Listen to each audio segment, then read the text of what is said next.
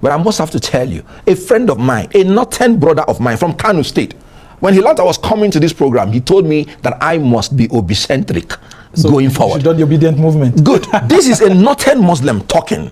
Anybody that is telling you that northern Muslims will not support Christians is telling you false statement. So, and that is the problem with bringing octogenarians to manage your party and manage the affairs of government.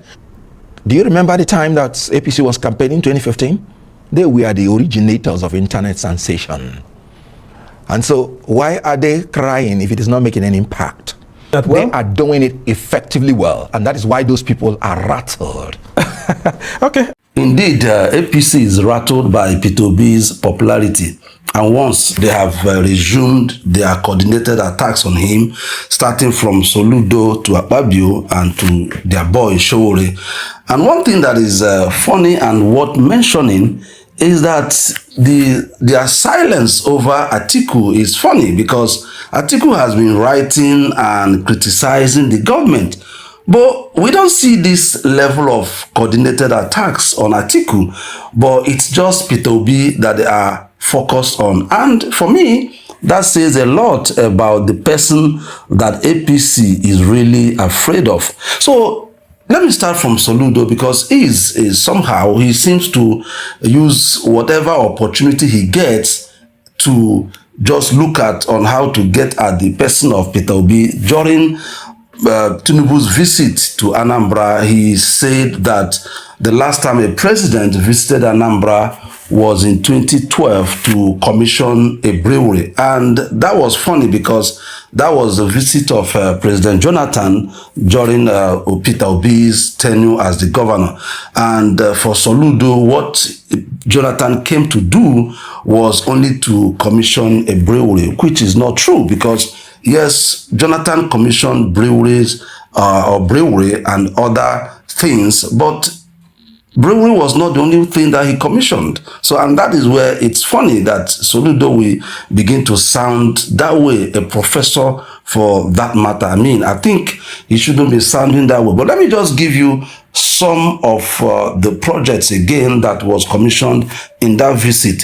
One of them is the 8-lane on the Shahed Bridge. Now, for some of us who passed through that head bridge road now, it was constructed by Peter Obi. He is the one that made that road to be 8-lane and gave it the future that we have now. It was Peter Obi who sanitized Head Bridge.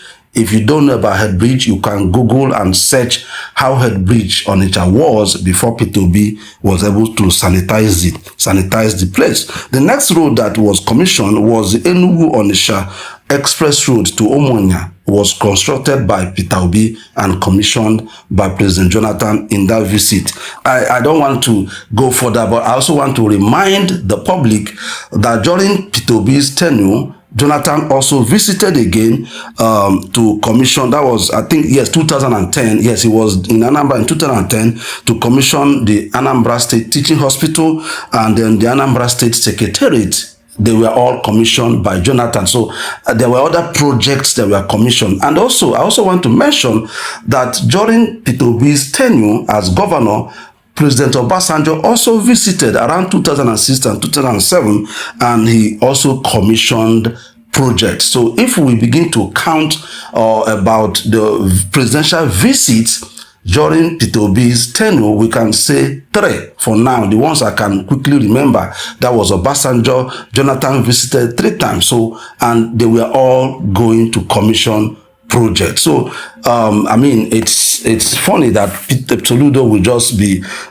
trying to get at Peter Obi, but let's leave it that way. But my advice to Soludo is that he should focus on governance. I mean, there was a report that was released recently about NECO 2024, where Anambra was not even among the 12 states in Nigeria that passed well in that NECO. In fact, Anambra was not among the 12th. This is something that Peter Obi was able to fight to bring back education in Anambra, and under Soludo, that achievement is slipping away. In that report, it will shock you to know that even KB State was among the 12 states, but Anambra was not. I mean, these are the things that should worry Soludo, not presidential visit under Peter Obi and under him. And then we go to Akpabio. Akpabio was just talking about, he was pained that Peter Obi was calling out their corruption and their inability to govern well. And yes, you people are not doing well, and if you're doing well, Peter Obi will not be calling out your inability to govern well. And one thing striking in what he said was that he was quick to be mentioning projects, what they call legacy project, the stadium and all of those things. Now, the truth is that those projects are good. We need projects. But this is one issue we have with APC. They are just about projects. In as much as those projects are good, and don't get me wrong, we need projects as a nation. But the point is that governance is not measured by projects. Governance is measured by indices. They are measured by numbers. How did you fight inflation? What was inflation when people came in? Look at world over. Look at USA, for instance. If you see them discussing about the impact of governance, they're talking about inflation, they're talking about prices of things. These are things that will show that you are governing well. How much was fuel when people came in, and how much is fuel now? These are the things that show that you people are doing well. Not that you build some projects, which most times don't even impact on the masses. Like I said again, I'm not saying that those projects are bad and they should not be there. They should be there and they are good. But mostly to measure governance, we look at the impact, the indices, the numbers. What is the poverty rate? Before APC, Nigeria was not the poverty capital of the world. Now, with all your so-called projects, Nigeria is now the poverty capital of the world. That is what matters most. That is the issue we are dealing with. My take is, for well-meaning Nigerians, this shows you that APC, they are actually afraid of one person, Peter Obi. And again, much more than Peter Obi, they are afraid of you.